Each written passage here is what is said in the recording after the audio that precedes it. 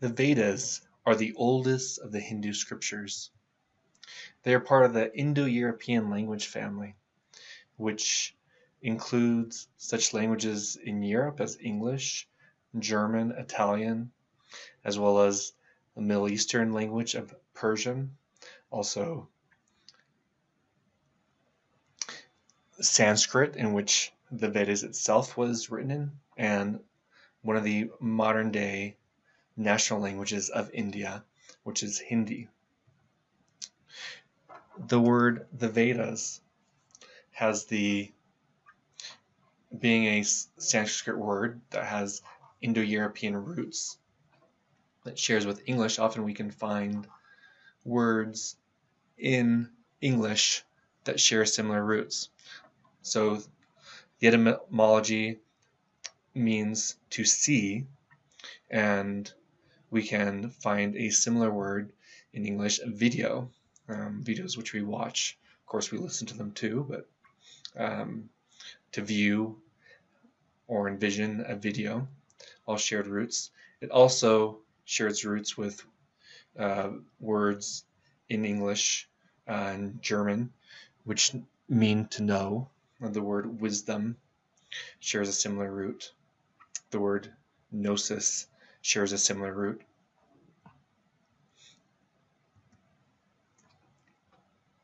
The Vedas are considered revelations from the universe or the source of the universe itself. They're cosmic sounds or truths that were seen or heard by ancient sages or seers who heard the mystical sounds of the universe, the truths of the universe.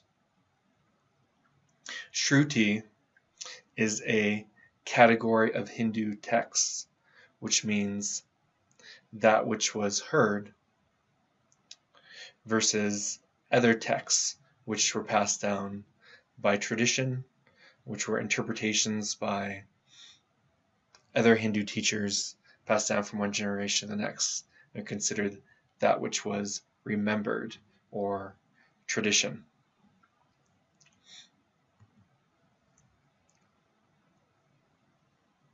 Now, Hindus often give a very ancient date for the composition of the Vedas, from 3100 BCE or even older. Most Western or non-Hindu scholars give more recent dates, are more skeptical of the ancient dates, and often date it for anywhere between 1700 BCE and 900 BCE, or as my PowerPoint says, 1100 BCE. It was perhaps composed in northwest India,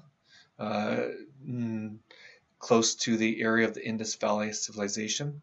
They are traditionally collected and passed down from one generation to the next, where one would carefully memorize them and pass it down.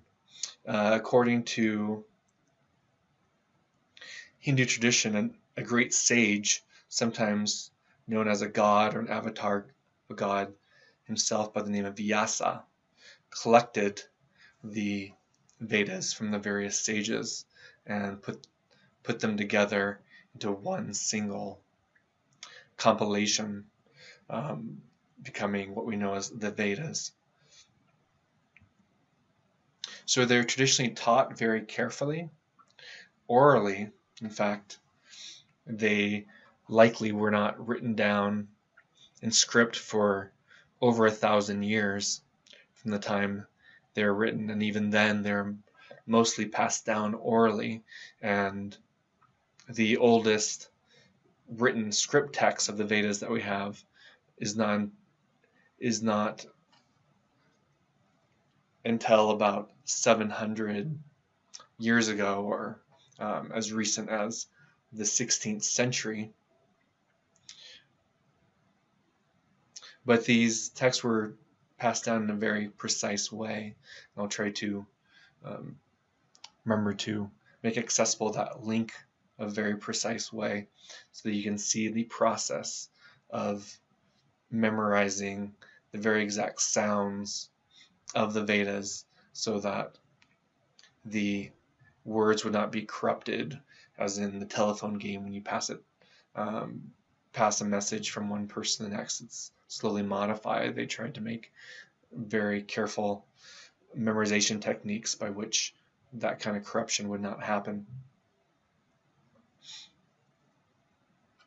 In fact, some Brahmins, or the priests who are responsible for passing the Vedas down, believed it was taboo to write them down, and that is partially because it was seen as esoteric or secret knowledge that they themselves were entrusted to upkeep, and partially because it would be corrupted when being written down. So the idea is that no language can represent all the exact sounds in the way it should be recited.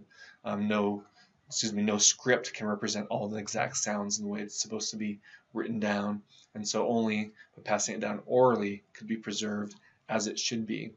Whereas the sounds will be somewhat changed in even the best of scripts.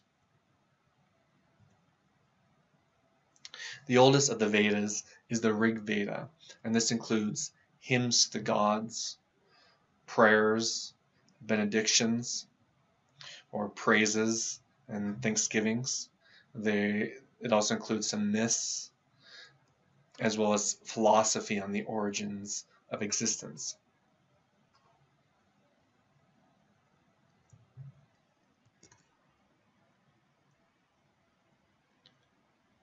We can gain a sense of the significance of the Vedas for Hindus when we compare the theory of language of the Brahmins who passed down the Vedas with that of most Western European and American theories of what language entails. So non-Vedic theories of language, such as most of us would have about the English language, is that individual words describe or symbolize a world out there. So for example, we might use the word tree, and this sound immediately gives you a picture of something that might have a brown trunk and maybe some shrubbery, green shrubbery on the top, and is somewhat tall, at least taller than most people. You have this image that appears in your mind, and when you see something like that out there in the world, you associate it with the sound tree. Yet the word tree, this sound doesn't have any sort of special connection with that thing. It's just an arbitrary sound that by consensus we've chosen to represent that thing.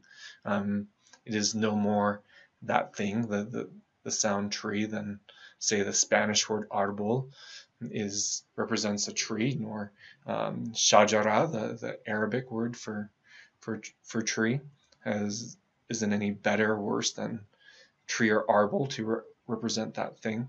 Okay, so there's no necessary correspondence between the symbol and the thing it represents. It doesn't have any special intimate relationship per se. Now that theory of language that most of us have or approach, even if we haven't really thought about it too much, have kind of taken for granted, differs greatly from the Vedic theory of language. Now for the Vedic theory of language, the very language in which the Vedas are, that is Sanskrit, equals the language of the gods and are themselves the ultimate vibrations of the universe. So these sounds aren't just an arbitrary symbol, but are in a way equal to the things themselves that they name. And indeed, for the Vedas, it was this creative naming of things that brought the world into existence itself.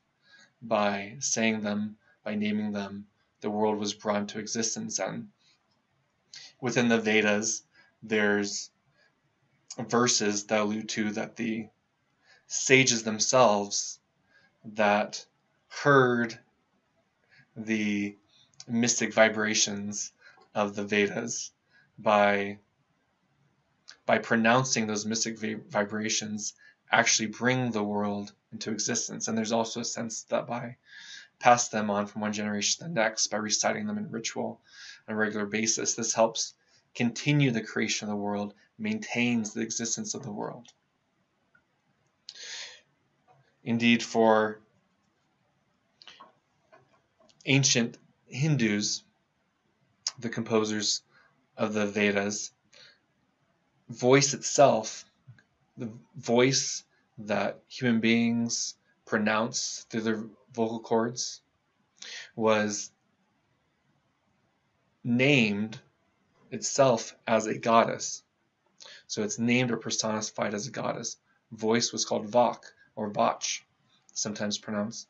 And the very act of speaking, in a way, is, or potentially is, a divine act, an act that participates in a divine being herself, that is, the goddess Vak or Vach.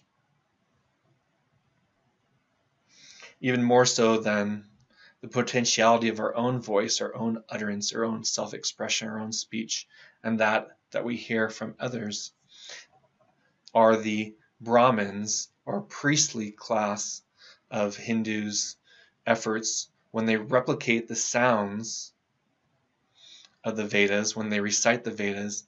They participate in Vach itself, and indeed they participate in the creation and maintenance of the universe, and have a very, very intimate relationship with the things themselves through the articulation of these words that do not arbitrarily represent the things themselves, but in a way are those things they name themselves.